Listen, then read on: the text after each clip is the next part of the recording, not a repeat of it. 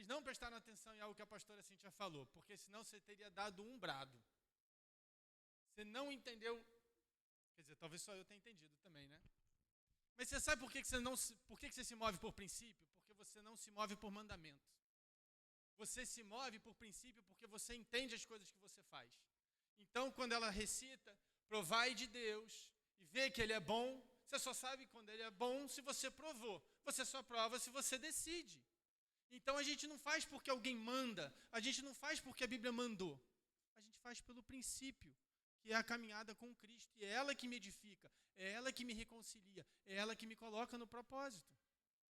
Então, quando a gente entende esse tipo de coisa, a gente passa a ouvir, praticar de uma forma completamente diferente. Porque não é mais fazer por fazer. Agora eu faço porque eu entendo. Se eu não entendo, eu busco entender. Se eu não consigo achar explicação, alguém já entendeu e alguém vai me explicar. E aí talvez ninguém saiba. E aí todo mundo ora e o Espírito responde. Mas a resposta tem. Por isso que nós nos movemos por princípio. E eu gosto desse raciocínio, porque talvez não na sua Bíblia, mas na Bíblia começa assim, em Gênesis 1:1. A minha já começa dando esse bizu, no princípio. No princípio, Deus fez todas as coisas. Então, claro, tem um aspecto cronológico, mas eu gosto de pensar diferente. É debaixo de um propósito, é debaixo de uma construção, é debaixo de um fundamento, é debaixo disso que Ele fez todas as coisas. Então, não é só uma cronologia, tem um porquê. Então, é debaixo desse porquê que a gente se move. E aí a gente consegue avançar na vida, a gente consegue prosperar, porque a gente não prospera só com o que a gente vê. A gente prospera na nossa essência. Em algum momento isso extravasa. Em algum momento eu me torno uma pessoa próspera, ainda que ninguém veja o sinal da minha prosperidade. Porque a prosperidade, quer ver uma coisa que a gente não se dá conta? Prosperidade, num mundo como esse, é a paz que excede o entendimento. Isso já é um baita sinal de prosperidade. Mas enfim, eu não ia falar nada disso, não sei porque que eu falei também, culpa da pastora Cíntia. Eu queria compartilhar uma palavra, e nós estamos entrando essa semana na leitura de Levítico. E aí, tem uma passagem que eu sou apaixonado, se você não conhece ela profundamente, você vai ter a oportunidade de estudar e vai entender o princípio, que é o jubileu. Levítico 25, pode ser? Levítico, está lá. Você vai para o... Estamos lendo Levítico. Mas não chegamos ainda, eu acho que é 25. E o jubileu é uma coisa extraordinária. E aí eu fiquei com isso na cabeça. Mas tiveram algumas situações e eu fui ministrado de outra forma, então eu estou tentando adaptar algumas ideias. Ontem nós fizemos uma viagem interestadual para a casa do Rogério. Rogério mora mal. Mora longe, mora em Vargem Grande. Gente, é muito chão. Vem uma placa, seja bem-vindo ao Rio Grande do Norte, e você não chega lá. Passamos um dia maravilhoso, super divertido. E na hora de voltar, eu fui e coloquei no Waze o meu destino. Fui lá e coloquei casa. E o Waze me levou para casa. Pega para cá, pega para a esquerda, pega para a direita, 5 quilômetros para não sei aonde. E eu estou indo feliz da vida. E aí eu tinha esquecido que tinham 2 pessoas na carona do carro que não iam para minha casa. E aí tem que reprogramar. Gente, o lugar tinha muito nome de bairro que eu nem sei o que é, não sei repetir. E aí o Waze começou, então agora você vira para cá, e aí começou um ambiente de tensão no carro. Porque a Mayumi começou a falar, você conhece esse lugar? Eu falei, não. Você conhece? Não. Meu amor, é só pegar um retorno. A gente volta para onde a gente estava e a gente reprograma a nossa rota. E obviamente que nada disso deu certo. Um retorno de 1 hora foi quase 2. A gente foi para o aeroporto de Vargem Grande, fomos no aeroporto internacional do Galeão. Eu não sei como, mas a gente chegou no aeroporto, feliz da vida. Aí do aeroporto, falei, graças a Deus, daqui a gente sabe andar. Tira o Waze. Aí fomos para casa, chegamos bem. Mas o muito curioso é porque quando a gente saiu e a gente não se dá conta, a gente acha que a gente está tomando as nossas ações de uma forma muito livre. E é aí que eu quero começar a entrar, eu quero deixar você na mesma página. A gente começa a achar que a gente é livre. Então eu fui lá no Waze, eu dei o meu destino, é para lá que eu vou. E eu estava errado, não era para lá que eu tinha que ir. E aí a rota é programada para o lugar que eu não tinha que ir. E no meio do caminho alguém chega e me faz um alerta. Não é para lá que você tem que ir. E aí como é que refaz a rota? E aí, você já ouviu isso de diversas palavras ou em diversas reflexões, o reprogramar da rota tem o seu problema. Gasta mais gasolina, no caso do carro, você se expõe a um risco. E na vida é a mesma coisa. A gente passa a ter que refazer caminhos que são mais difíceis, às vezes, de fazer. Então, às vezes, eu vou ter que pedir perdão a alguém. Para quem é casado sabe o preço que é isso. E assim começa, porque a rota tem que ser reprogramada. Então, hoje eu gostaria de pegar os meus amigos ali que gostam de um tema, depois vocês vêm se bate, tá? Queria falar da liberdade sobre o aspecto de uma vida sem corrente, uma vida sem algo que me prenda. Então, você já conhece a passagem de João 8,36. Vamos só ler ela para aquecer, para você que trouxe Bíblia, para já ir abrindo, para você que trouxe o celular, você já ir abrindo o aplicativo.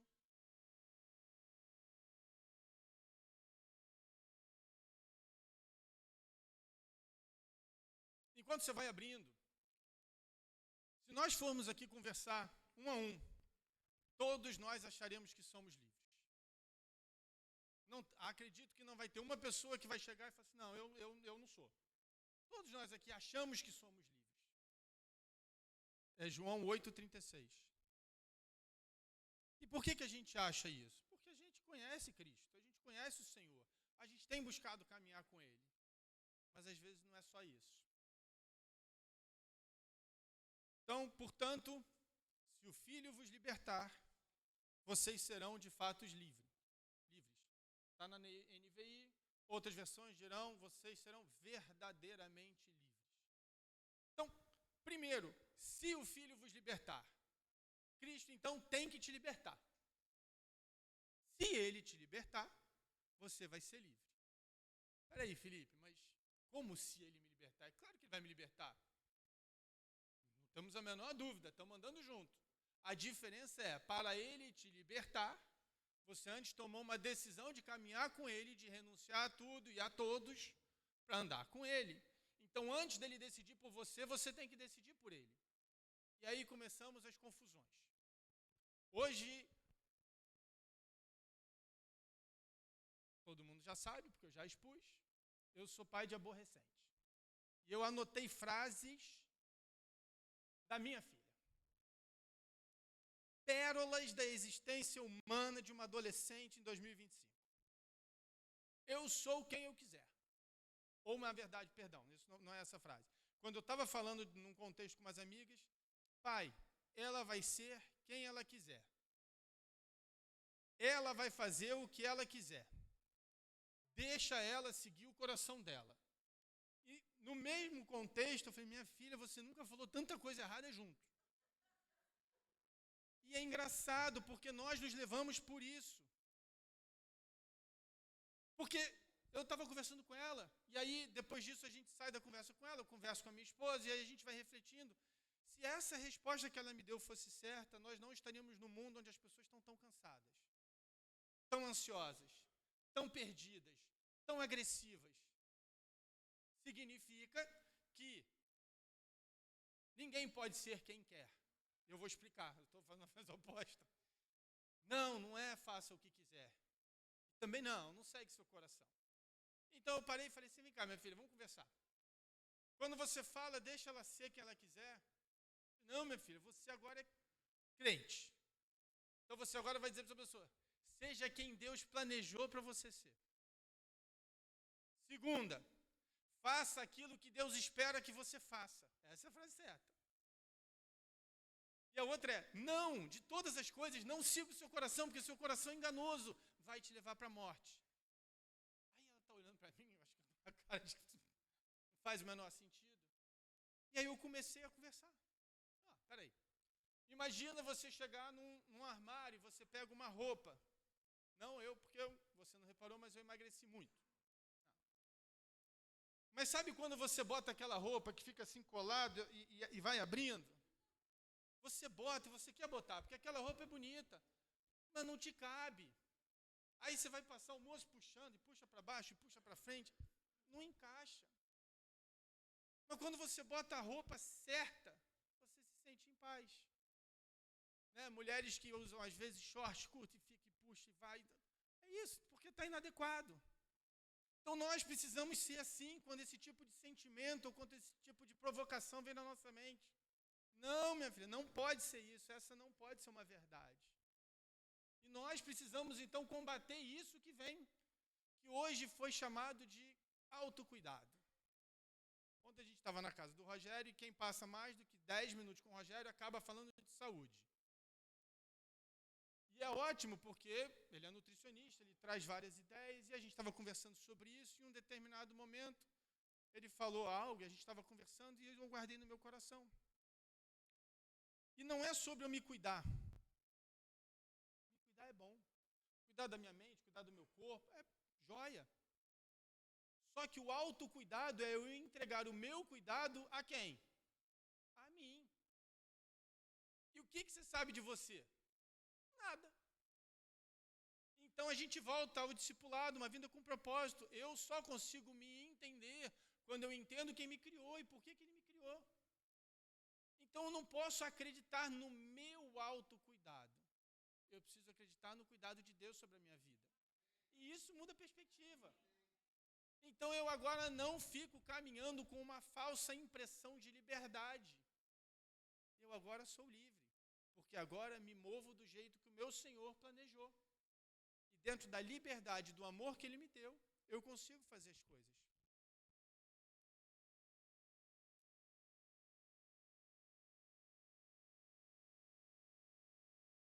Acho que a pastora Cíntia fez uma referência a Gálatas. Não sei se você conhece, vou contextualizar e a gente vai aproveitar um ensejo. Os Gálatas, Paulo tinha ido, acho que foi na primeira viagem missionária dele, ele foi lá e ele evangelizou aquele povo. E aí Paulo está lá, ensina o verdadeiro evangelho, ensina princípios, traz todo o ensinamento, e aí ele vai embora. Quando ele vai embora, entra um grupo que começa a, não sei se eu posso usar a palavra judaizar, mas entra um grupo que começa a trazer a lei de novo para esse povo. E aí vai incluindo naquele entendimento de evangelho novas regras, novos procederes, novas coisas. E aí, por favor, abra sua Bíblia no livro de Gálatas, no capítulo 5. Então, o que acontece? Nós conhecemos a Cristo, nós caminhamos com Cristo, nós ouvimos a verdade de Cristo. Isso nos toca, isso nos traz a paz, isso nos traz aquele primeiro amor, aquele ímpeto, é isso. Joga a roupa fora, joga a CD fora, não, nada disso me pertence, agora eu vou viver. Aí, mal a gente começa essa caminhada, sempre chega um antigo amigo que fala, cara, não é bem assim, você está sendo radical. É isso que aconteceu aqui em Gálatas, obviamente eu estou exagerando. Mas olha como é que Paulo fala no Gálatas 5:1. Cristo verdadeiramente nos libertou. Agora, assegurem-se de permanecer livres e não se tornem escravos da lei novamente. Vou ler de novo. Cristo verdadeiramente nos libertou. Agora, ou seja, já libertos, assegurem-se de permanecer livres e não se tornem escravos da lei novamente. Essa escravidão, que é uma escravidão espiritual, ela é uma escravidão de sentimento, ela tem algumas coisas que a gente já vai falar. Mas olha como é curioso. Quem era livre, conheceu Cristo, teve a sua mente transformada, seu coração completamente lavado, consegue voltar a práticas que não são cristãs sem perceber.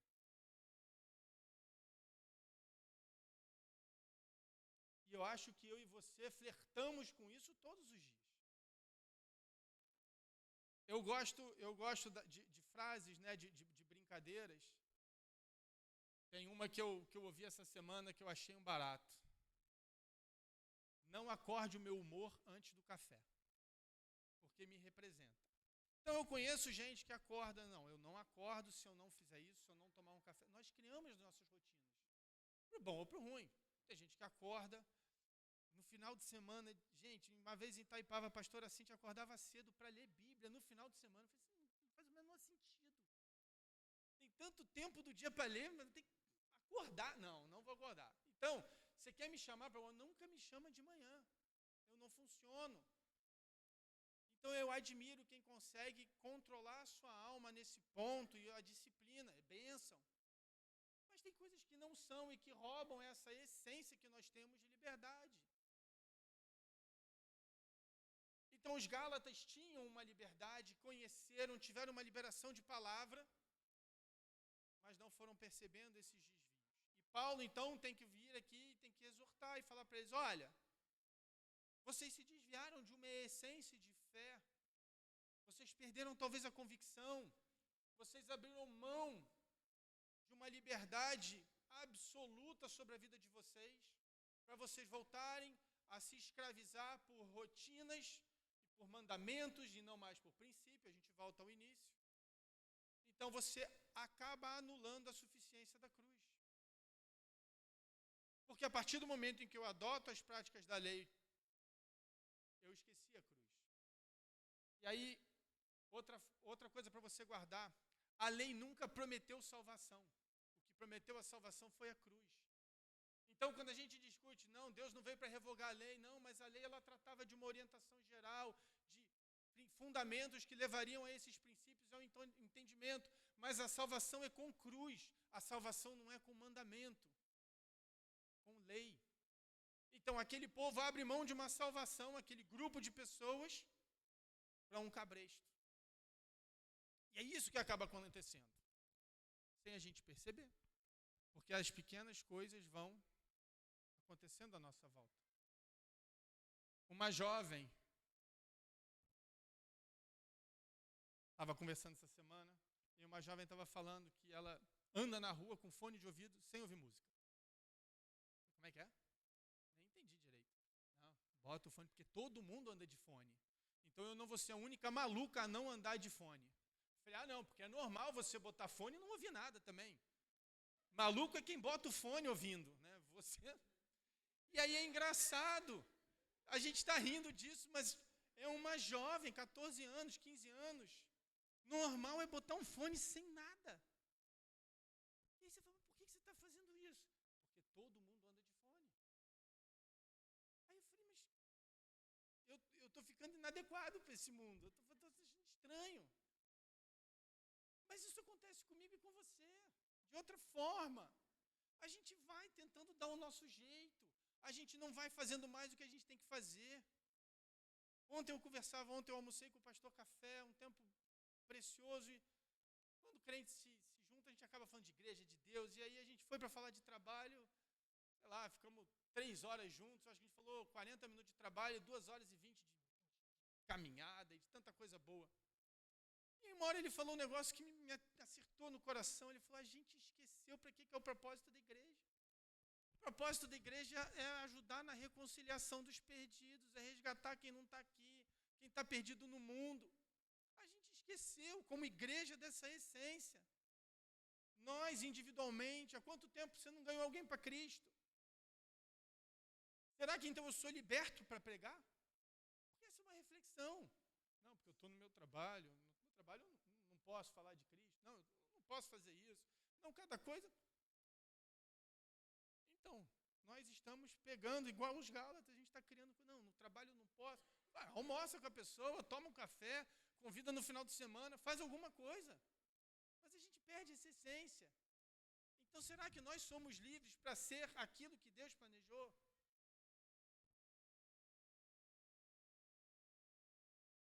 E aí, voltando à conversa com o Rogério, né? E aí, saúde. Então, hoje o que mais tem é gente falando de saúde. Então, nós sendo bombardeados por informação e opinião de qualquer jeito. Então, tem uma época que pode ovo, depois não pode mais ovo. Uma época é margarina, agora a margarina é péssimo. Agora é manteiga não sei o quê. E aí você se você não tem um esteio, uma referência de alguém que você fala assim, cara, eu vou ouvir você. O que você tem para me falar?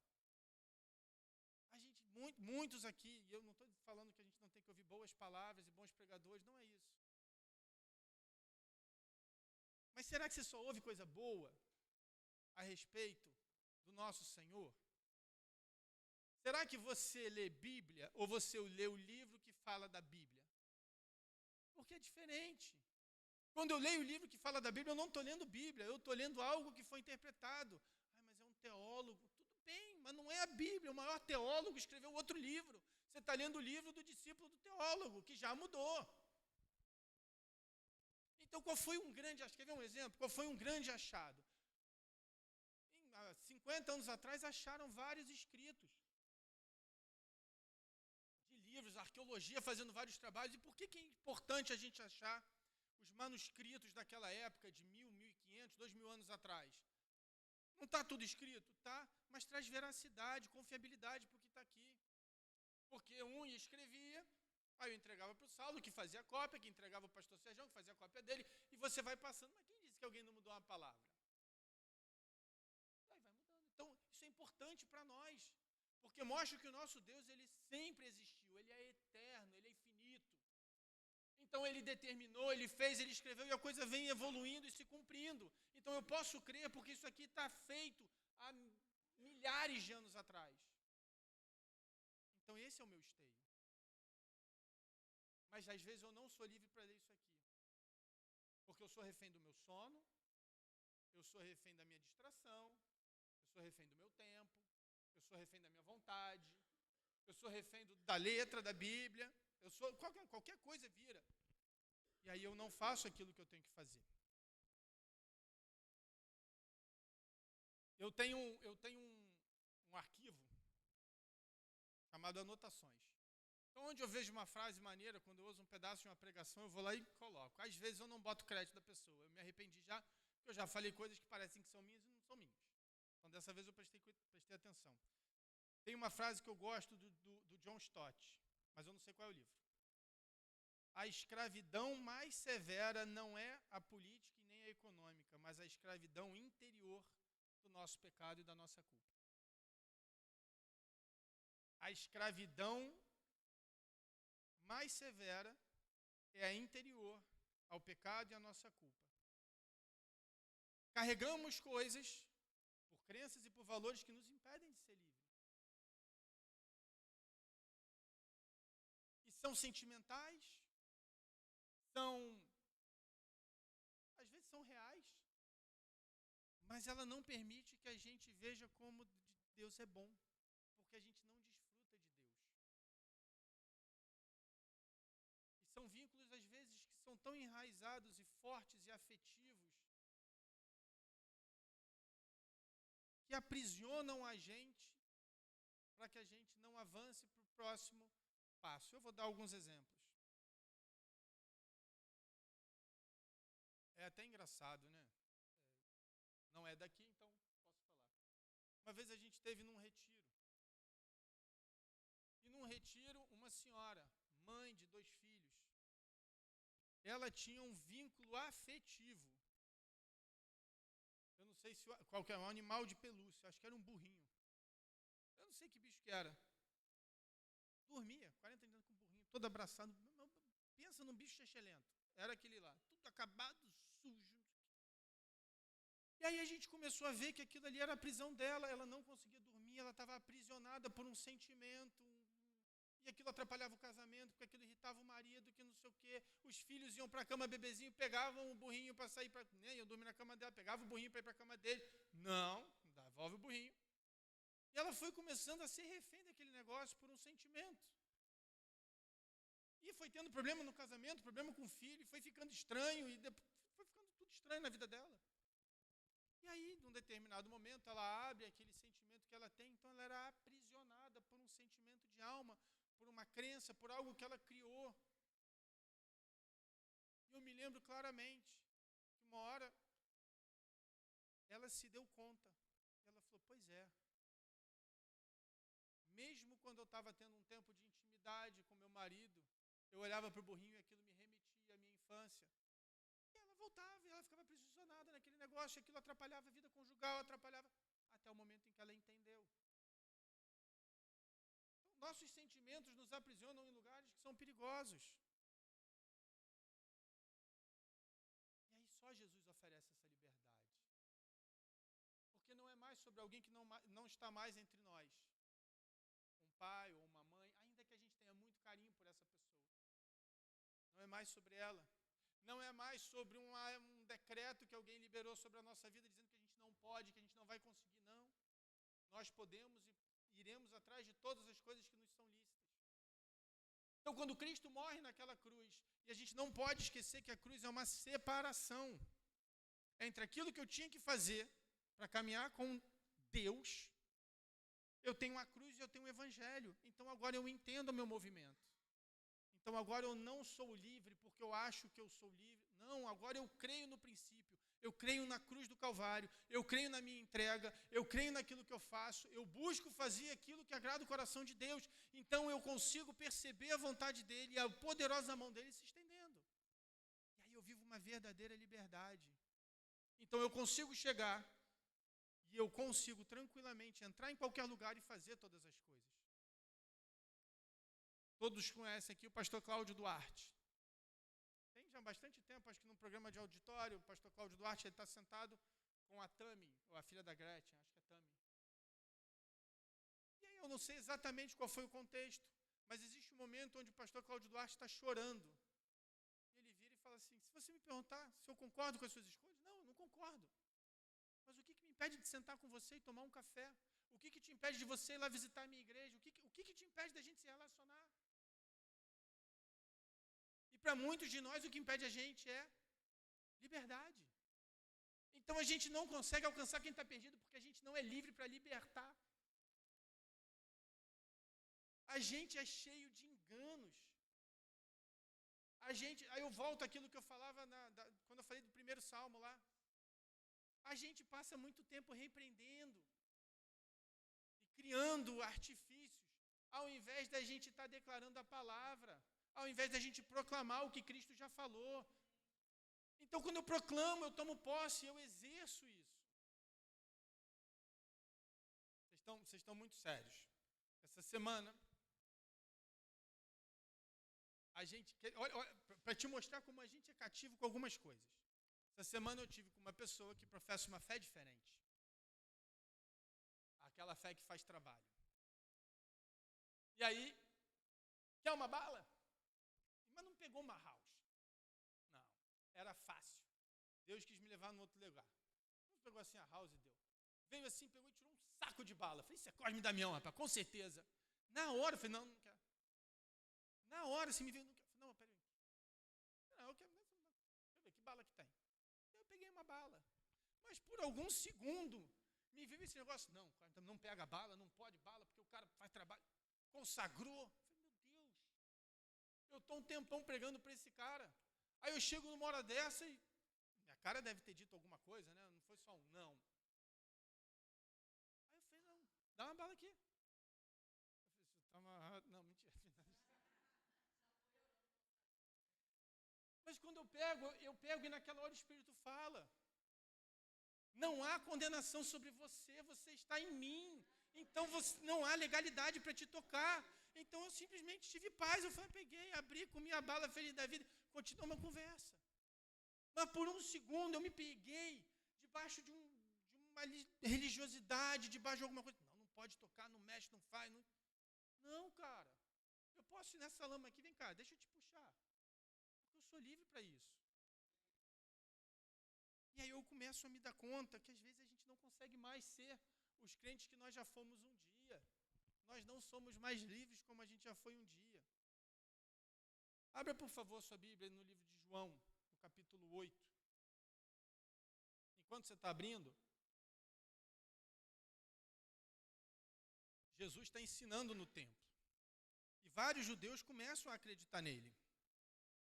Então ele está lá pregando, os judeus estão ouvindo, estão sendo impactados por aquilo que ele está falando, pelos princípios que ele está ensinando. Tem ali, né? Aqui eu acho que eu não vou conseguir ler não, está muito pequeno.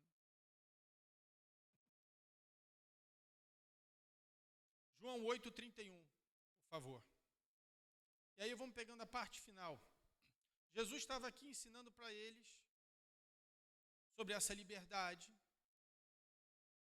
Então, no 31, Jesus disse aos judeus que haviam crido nele: se vocês permanecerem firmes na minha palavra, verdadeiramente serão meus discípulos. Então conhecerão a verdade, e a verdade vos libertará. Responderam-lhe: somos descendentes de Abraão e nunca fomos escravos de ninguém. Como você pode dizer que seremos livres? Nós vamos até o 36. Jesus respondeu: em verdade lhes digo que todo aquele que pratica o pecado é escravo do pecado. O escravo não tem lugar permanente na família, mas o filho pertence a ela para sempre. Portanto, se o filho vos libertar, vocês de fato serão livres. Então, olha o que está acontecendo, como o povo estava enganado.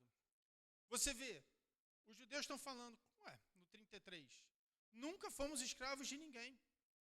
Egito, Babilônia, Roma, já tinha sido.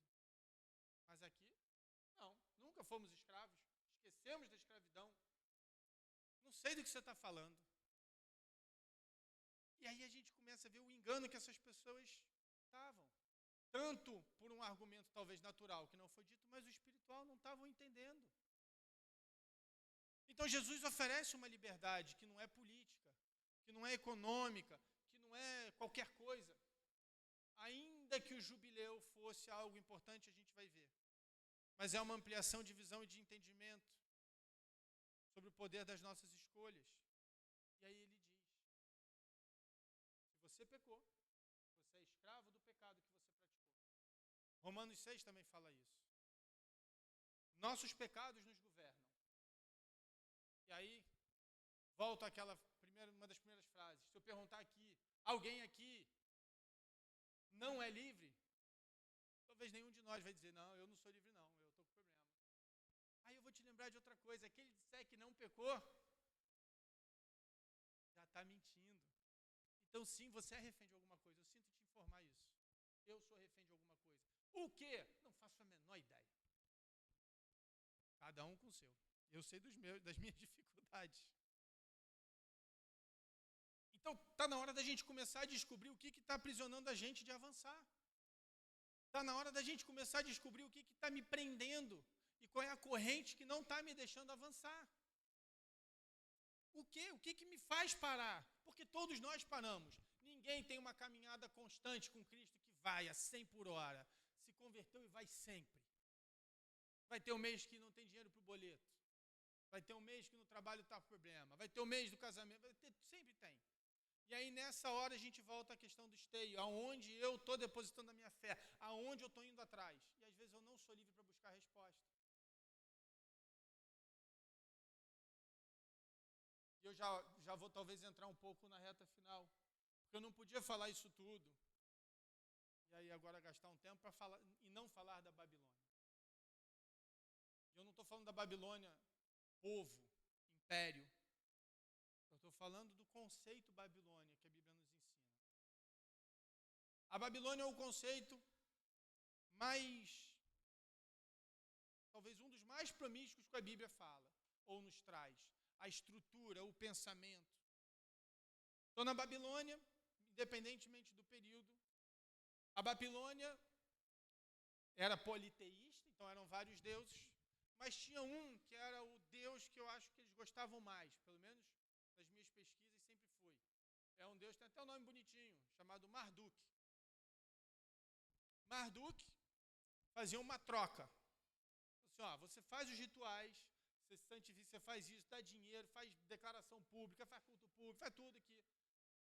E eu, Marduk, vou garantir a você prosperidade e segurança. Fique em paz.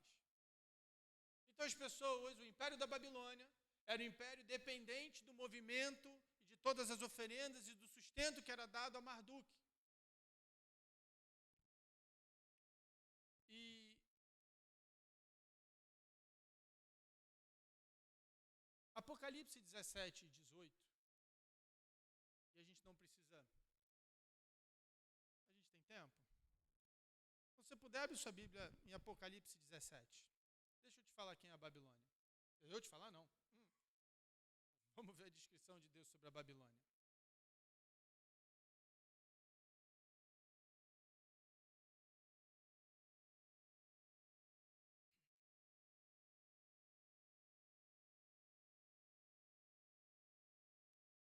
Se a sua Bíblia tem título,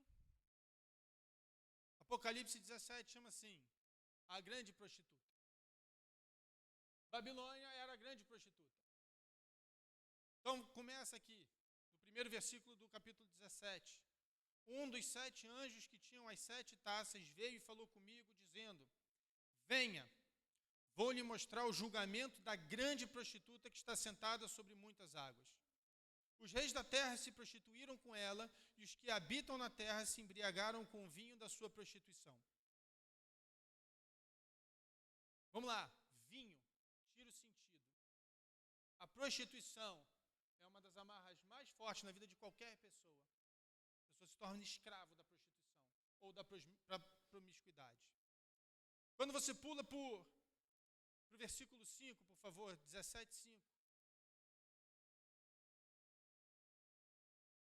Deus já está dando uma visão da descrição da mulher.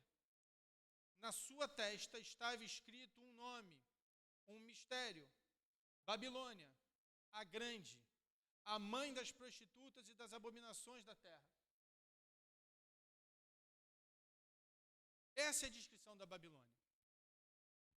Se você for à sua volta, se você andar de olhos abertos, se você andar atento ao que está acontecendo à sua volta, você vai ver que estamos vivendo um período muito parecido com essa descrição. Não sei se a gente já viveu algum período que não fosse assim. Vivemos um tempo, e a Babilônia tem esse conceito de opressão, orgulho, idolatria, entrega às suas vontades mais carnais, mais... Então, quando nós olhamos aí fora e vemos movimentos sociais agressivos, visualmente agressivos, provocativos, é o levante da Babilônia.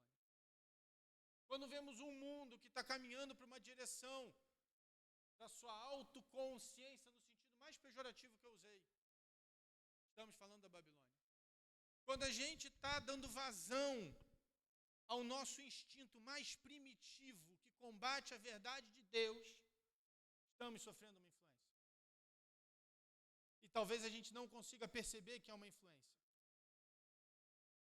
Porque a Babilônia, ela seduz. A Babilônia é bonita. A Babilônia, ela traz para a gente um pacote perfeito. E a gente não percebe que a gente está indo para um encanto. Porque quem é encantado não percebe. Quantos aqui já passaram dos 40? Vai, levanta a mão aí para mim. É que a gente já é jovem há mais tempo, né? Então vocês conhecem. Então eu só queria dizer assim, quem é mais novo talvez não conheça. Eu gostava muito de ver na TV. Eu achava um barato. O nome do cara era Fábio Puentes. Aí, já tem umas risadas. Fábio Puentes, me lembrei agora. Fábio Puentes era um cara que hipnotizava. Aí ia Luciano Huck. Aí ele chegava, ele falava baixinho, ele falava espanhol, sei lá, tudo enrolado. Aí ele chegava perto da pessoa, ele encostava na pessoa e falava assim, dormindo. Aí a pessoa apagava assim. Aí ele pegava uma cebola e falava, você vai comer achando que é uma maçã. Aí a pessoa ia lá e... Cebola crua. E aí você olhava e não faz o menor sentido. Aí eu olho isso e tem muitos aqui dando um sorriso ou lembrando dessa situação. De fato, era cômico. Aí você fazia para o cara, agora você vai achar que você é uma galinha. Aí o cara andava todo curvado, isso aí. Ali você tinha alguma coisa. Só que isso era a chacota. E quem passou dos 40 vai lembrar que a televisão que mostrava isso também mostrava uma entidade chamada Dr. Fritz, que fazia cirurgias. E cortava as pessoas. E ninguém desmaiava. E estava aquilo tudo estranho. E a gente achava normal. Estava na TV. Mas aquilo não chocava, porque o Dr. Fritz está tudo bem. Então, o que eu quero te dizer com isso? O encantamento faz a gente não perceber o que está acontecendo. entenda o que eu vou falar, poxa, bota muito em perspectiva, eu não quero usar uma palavra errada, eu não quero fazer uma afirmação errada, mas entenda. O pecado tem essa potência de influência. A gente não percebe que a gente faz coisas erradas, que a gente repete. Um homem que foi criado com muita dureza, talvez não perceba que está reproduzindo uma dureza e não percebe que muitas vezes essa dureza o leva a pecar. Eu estou falando isso porque eu estou falando de mim, não estou falando de ninguém, não. Várias vezes pequei com os meus filhos e com a minha esposa por grosseria. Até o momento em que eu entendi e me arrependi. Mas muitas foram as vezes que ela falou, você está errando. Eu falei, não estou não. Por uma convicção, por um engano. E aí a gente precisa começar a entender da sujeição aos irmãos e a caminhar, porque quando nós caminhamos com alguém que enxerga e que me vê, ele me ajuda a ser livre de um engano que me faz me afastar da presença de Deus. Então eu só sou livre quando eu consigo entender quem Deus quer que eu seja e o quão distante eu estou. Então eu sou livre para caminhar na direção de Deus. Essa semana, pai de adolescente. Gente, isso aqui tá vendo, não vou nem mais pagar terapia. Eu fui lá e... Como é que eu posso falar em bom português? Tem um coice na minha filha. Uma cavalada boa. E saí soberbo. Aqui assim, pô. Aí entro na cozinha. Santão. Lavando a louça. Aí vem uma tal de ajudadora que para do lado, né, pastor? Errou a mão, né? Não errei. Errou. Foi grosso, mal educado. Sua filha estava certa, você está errado.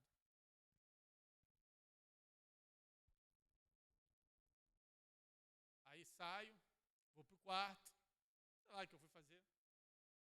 Daqui a pouco eu volto para a sala.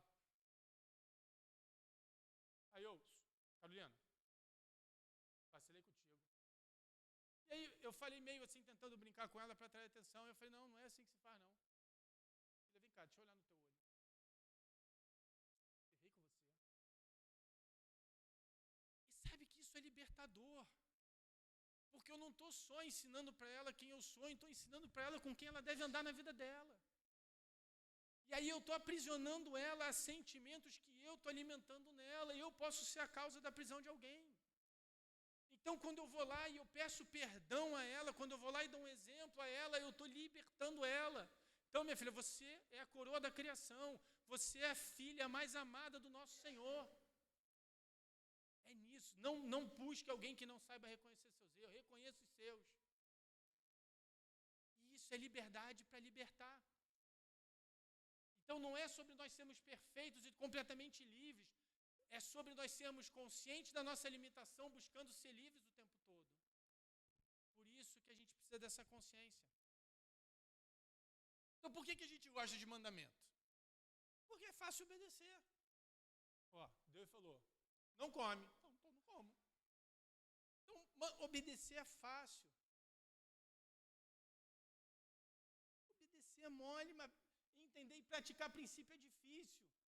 Porque aí vem Deus e fala assim, não, eu acho que nem é bom comer, mas é contigo. Bom, se deixou comigo, eu decido.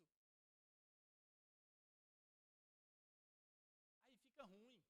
Porque no eu decido, você não é necessariamente livre.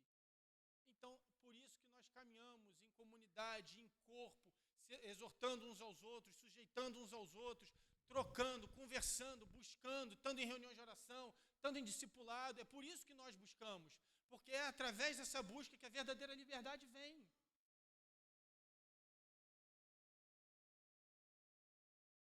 Eu vou te dar alguns exemplos do que é a Babilônia hoje.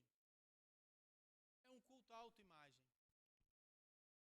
Aí eu já falei da última vez, não vou gastar tempo para falar de mídias e tantas coisas que parentam. É a jovem que anda de fone sem música. A ideologia do prazer é o sinal da Babilônia. Ah, está bom, você pode, você está se bem? Então é isso, você é quem você quer ser. A espiritualidade sem cruz. Tem muita gente que prega sem cruz. não tem cruz na pregação, então não é evangelho. É qualquer coisa, só não é evangelho. Um sistema que promete liberdade, mas que te aprisiona. Tem uma frase que eu falei ontem à noite para a Mayumi. A gente estava deitado. Eu gosto de frases, eu falo isso para o pastor César, tem frases de efeito. E eu tomei nota de uma que me veio assim.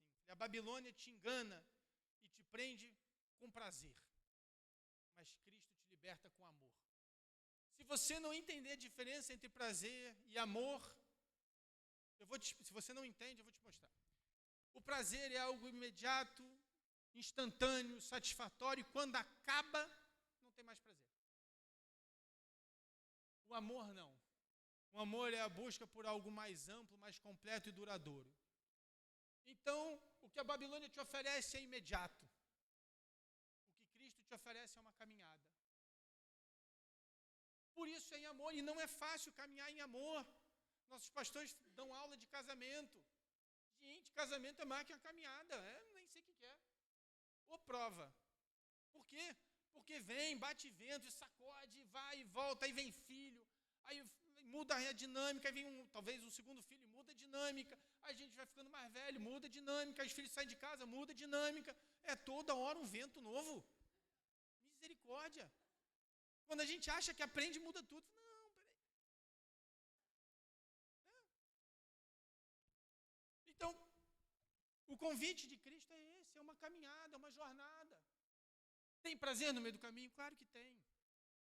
Mas ele já falou para a gente, em diversas formas, que ela não é uma jornada necessariamente de prazer, porque no mundo teremos aflições. Então, quais são as aflições? São momentos onde a gente não sabe o que fazer, não sabe como fazer, e não sabe a quem recorrer, nem a ele. A gente para. Meu Deus, não faço ideia.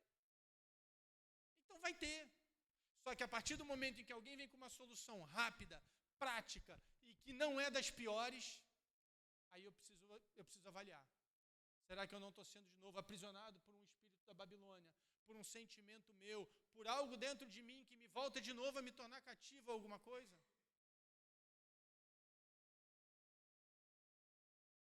A gente abriu, em Apocalipse.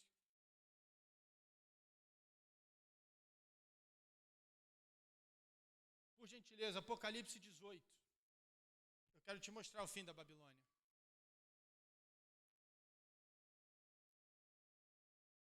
No 1. Isso. Depois dessas coisas, vi descer do céu outro anjo, que tinha grande autoridade, e a terra se iluminou com a sua glória. Então exclamou com potente voz, eu não vou gritar, que eu não vou fazer isso com você.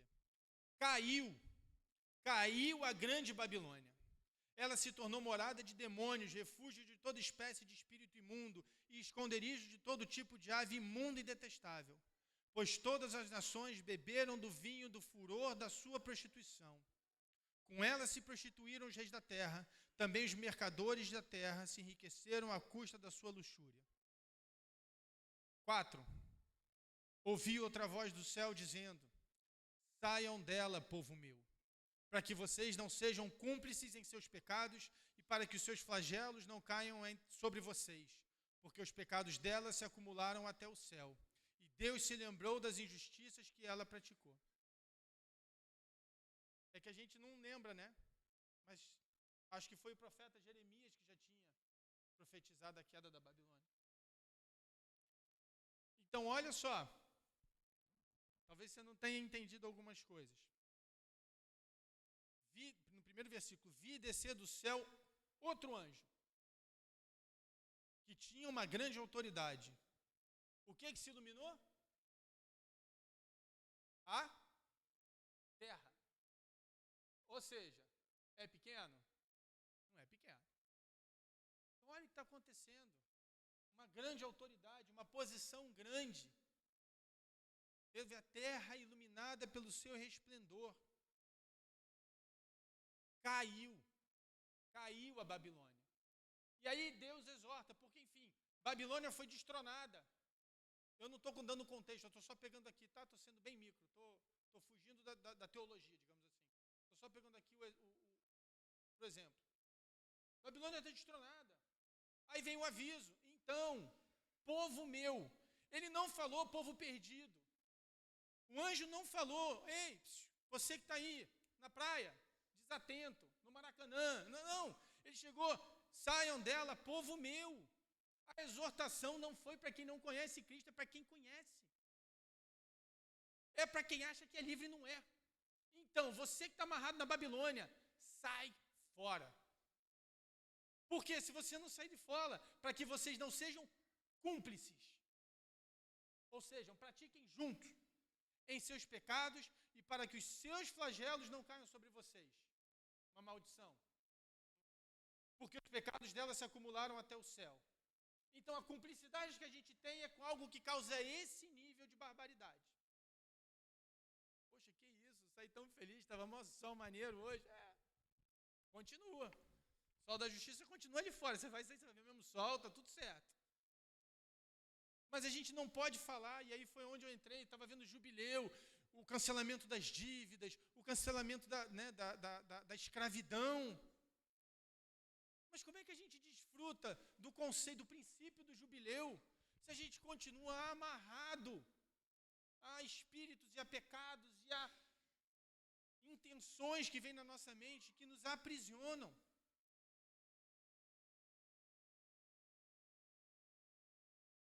Esse juízo, gente, o juízo de Deus é inevitável. Todo mundo daqui, todo mundo é santo. Vocês são tudo lindos. Eu também, né, tô bem vestidinho, fiz a barba. Maneiro. Mas tem juízo, gente. Tem tribunal. Vai ter essa hora vai chegar. Eu não quero que você saia com medo, mas eu quero que você saia com noção de responsabilidade. A gente não pode mais, e ontem quando o pastor Café falou para mim isso, a gente não pode esquecer qual é a essência da igreja.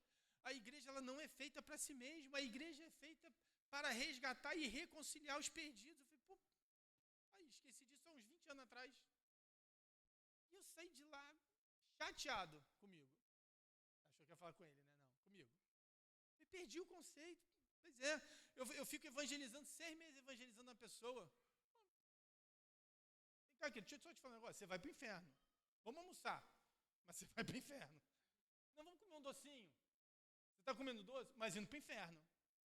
Em que momento a gente perdeu a nossa direção, a nossa assertividade? Porque a gente agora tem que dar mensagens que são aceitas. Eu agora tenho que ter cuidado. É verdade, a gente não está aqui para desrespeitar ninguém. A gente não pode perder a nossa essência como cristão. A gente não pode fugir aquilo que Deus chamou a gente para fazer.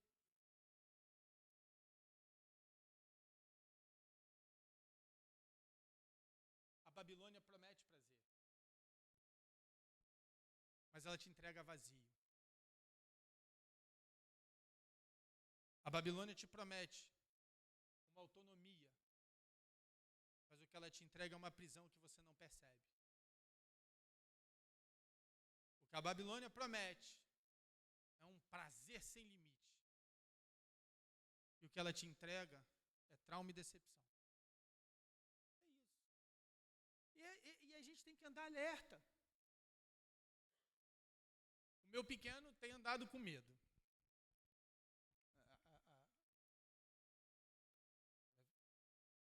Num dia, numa conversa, a Carolina estava fazendo perguntas sobre demônios. É uma área que eu gosto. E aí a gente não prestou atenção que ele estava ouvindo. Aí, quando a gente olha para o outro, ele assim. Vem cá, meu filho. E a gente foi conversar com ele. E talvez para ele seja muito difícil, com 10 anos de idade, entender verdadeiramente Deus. E também verdadeiramente entender o inferno. Então, para ele, aí foi um exercício interessante, porque o que é para ele o inferno? É tudo aquilo que ele vê em filme. Então, as imagens do que ele vê, qualquer que seja o filme, o desenho, tem muito mais coisa negativa e tem homens combatendo. Então, se você for ver o Homem de Ferro, é um homem, o Super-Homem é um homem, aí ele combate um alienígena feio, malvado, mas a figura que ele vê é um homem, então para ele talvez seja difícil ainda entender Deus enquanto um criador. Mas ele vai entender, pois é, mas o que eu quero é que você entenda que às vezes se esbarra na mesma limitação, porque foi onde eu refleti. Quando eu olho para as pessoas, eu sei quais são as limitações dela. Então, por que ele tem medo? Porque ele sabe do que eu, por exemplo, sou capaz. Eu não sou um homem de ferro. não sou o super-homem. Eu sangro, eu adoeço. Então, quando a perspectiva dele, ainda limitada, é de olhar para mim, ou para ele, ou para quem quer que seja o ser humano que ele conhece, fala assim, então, você não dá conta. Porque olha o demônio está ali, eu vi na televisão, eu ouvi o que vocês estavam falando de influência, então, para ele, a gente não faz nada. Então, quando eu entendi a crise dele, eu falei, meu filho, deixa eu te falar um pouco sobre o caráter de Cristo, deixa eu te falar sobre Deus, deixa eu te falar sobre Jesus, deixa eu te falar sobre a serpente, a promessa, Jesus, cruz. E aí ele começou a entender, e a gente começa a ter um devocional todo dia de manhã, amanhã eu me lê com ele, eu já estou no trabalho, um livro, e a gente começa então a ensinar para ele, para ampliar a visão dele. Eu já falei isso aqui, e essa frase não é minha, é de alguém. Não vá onde a sua oração não foi. E aí agora eu vou adaptá-la. Não limite a sua existência até onde você acha que você pode ir. Se você achar que você pode ir até onde a sua capacidade te leva, você não vai a lugar nenhum. Você só vai até onde seu olho te levar. Mas se você entender em Deus como Abraão entendeu, você vai conseguir chegar ao lugar que Deus planejou para você. É diferente. Então, o que você tem que ter cuidado é com a sua visão.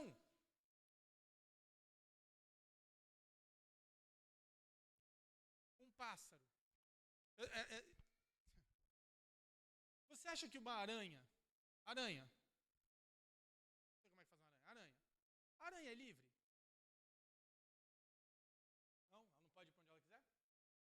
Ela presta conta, ela não é casada. Ela vai para onde ela quiser. Mais ou menos? É verdade, sobrevivência. Mas eu vou te ser mais simples. A aranha não é livre. Ela só sabe fazer uma coisa. Teia. E daquele jeito. Faz uma teia riscada. Não sabe. A aranha só sabe fazer aquilo. Então ela não é livre, entende?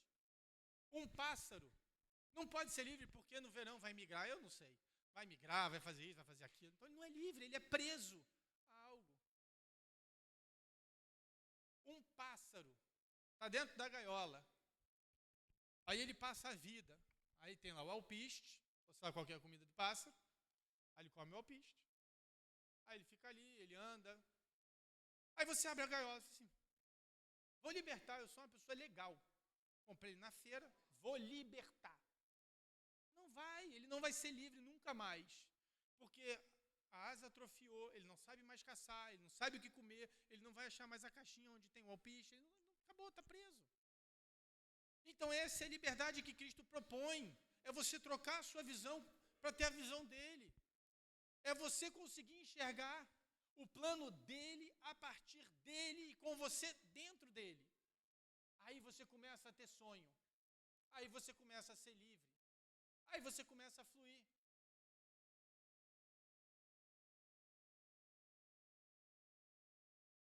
Eu vou finalizar com isso, então, se os músicos já puderem vir. Então, talvez o que eu queira propor para você nessa manhã,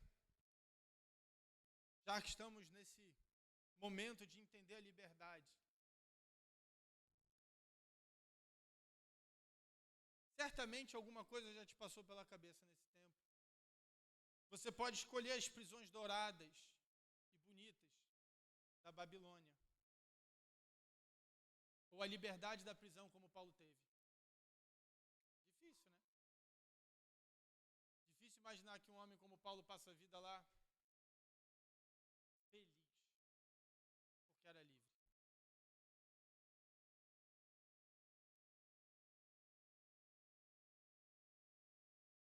Ou você prefere essa prisão dourada, bonita, talvez até confortável. Ou você pode lançar sua liberdade em Cristo, que não apenas vai soltar as suas correntes, essas amarras que te prendem, mas que redefinem e inauguram o propósito do reino na sua vida. Essa é uma escolha importante. Porque escolher por Cristo é uma decisão profética de liberdade para romper com tudo aquilo que prende a mim e a você, para que a gente possa voar. E aí eu preciso te dizer, o Deus que te chama para voar é aquele que coloca o ar que te sustenta, é aquele que te dá o bom tempo para você voar, é aquele que determina o destino para você chegar. Você não voa sozinho. Essa é uma escolha difícil. E talvez você esteja aí pensando, não, nada disso me toca.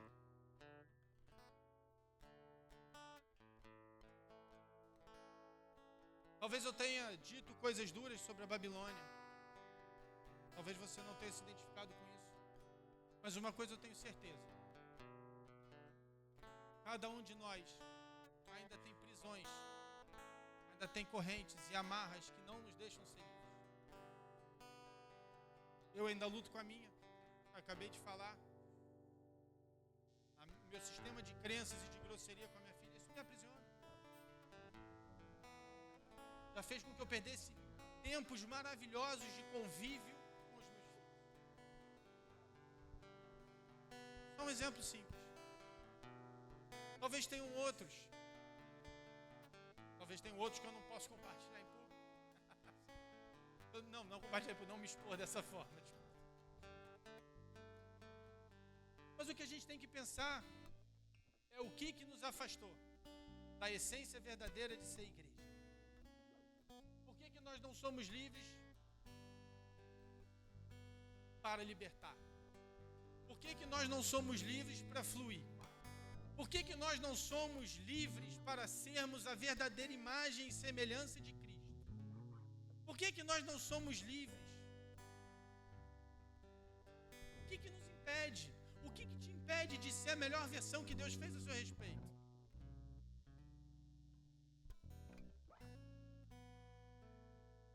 Ontem, existem coisas, gente, que não dá mais para a gente errar. Vocês conhecem, não posso dar o nome. Ontem, uma pessoa que a gente conhece. Se você olhar a mídia social, olha, eu tenho vergonha de ser crente perto dela, ela é muito crente. Essa pessoa é crentaça, crente sênior.